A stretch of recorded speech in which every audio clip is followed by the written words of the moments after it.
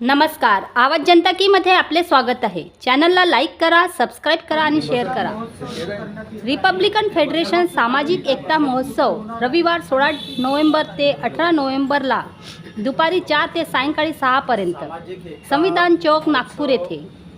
भारत आणि इतर देशातील आरोग्य व्यवस्था, भारत आणि विकसित व विकसनशील देशातील शिक्षणविषयक आर्थिक तरतुदीच्या तुलना, आजची वित्तीय भांडवलशाही या विषयावर आयोजन करण्यात येईल, असे पत्र परिषदेत मुख्य संयोजक मिलिंद पखाले यांनी कळविले. धन्यवाद. अंतर्गत मागच्या 1 वर्ष झालं नागपुरात काम करतो आणि रिपब्लिकन फेडरेशनच्या अंतर्गत आम्ही नीतिमान राजकारण उभं करायचा प्रयत्न करतो. आंबेडकरवादी राजकारणाची पुनरुभारणी करण्याचा प्रयत्न करतो आहे. तर ही पुनरुभारणी करताना याचा वैचारिक आयाम काय राहावा, याला वैचारिक दिशा काय राहावी, म्हणून हा सामाजिक एकता महोत्सव आम्ही घ्यायचा ठरवलं आहे. पुढच्या कॉर्पोरेशनच्या इलेक्शनमध्ये आम्ही 5 मुद्द्यावर इलेक्शन लढणार आहे.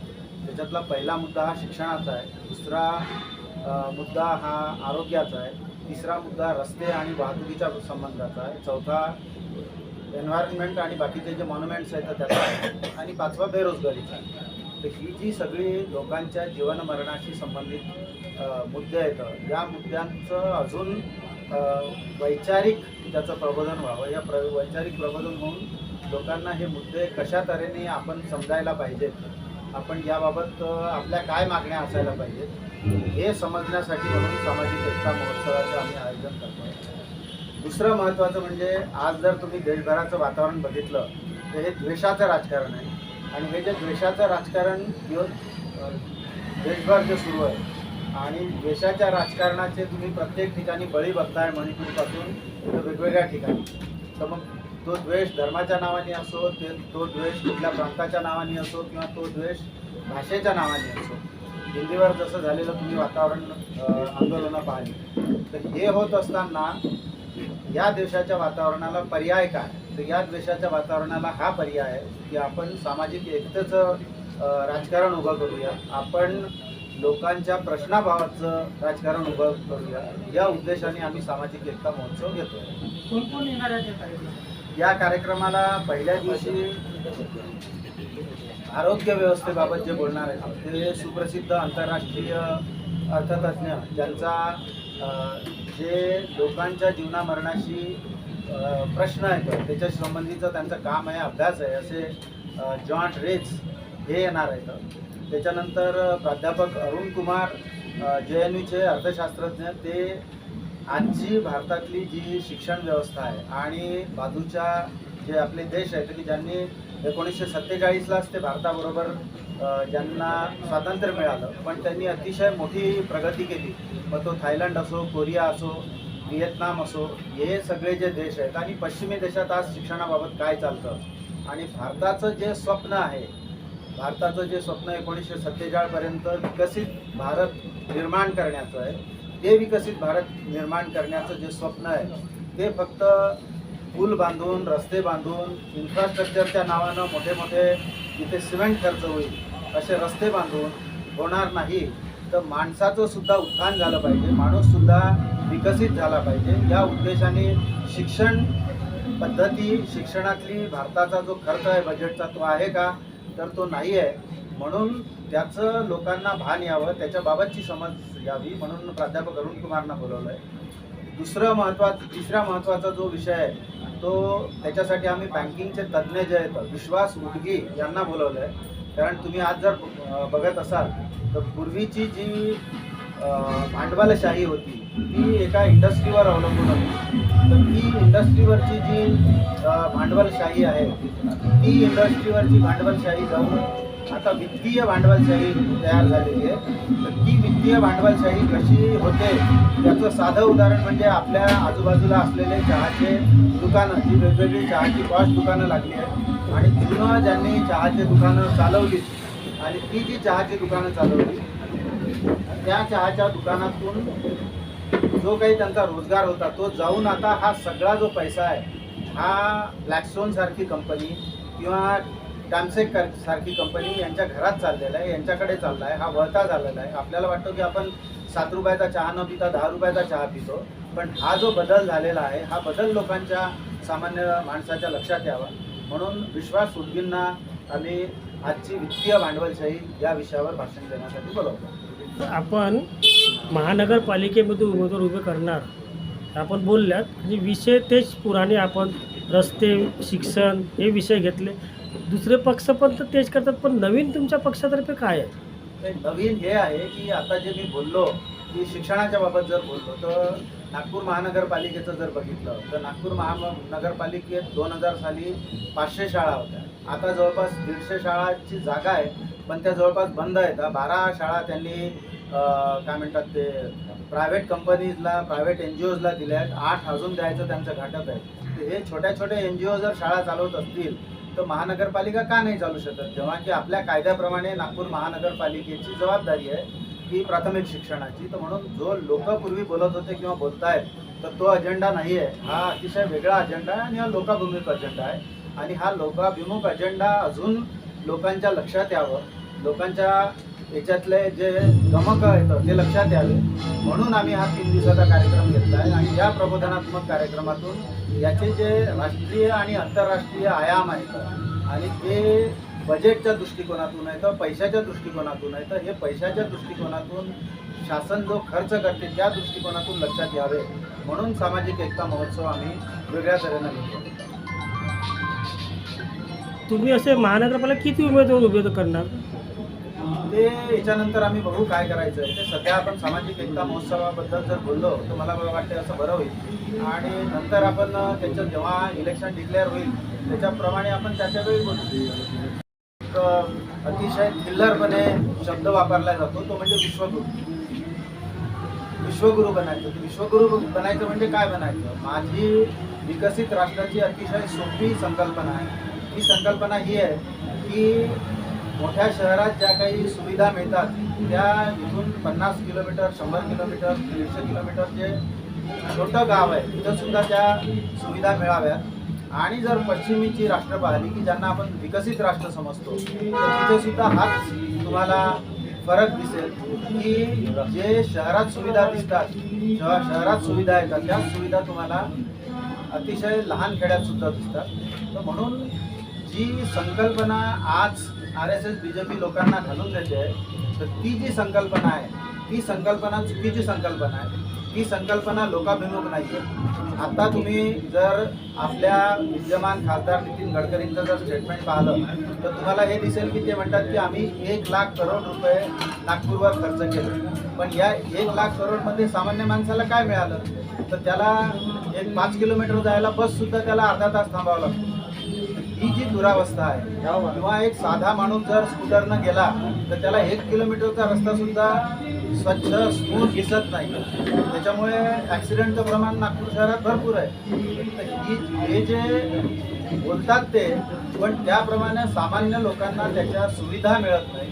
त्या सुविधा मिळाव्या ते प्लॅनिंग लोकाभिमुख व्हावं, तो पैसा खर्च होताना लोकाभिमुख व्हावा या उद्देशाने आम्ही सामाजिक एकता महोत्सव घेतो.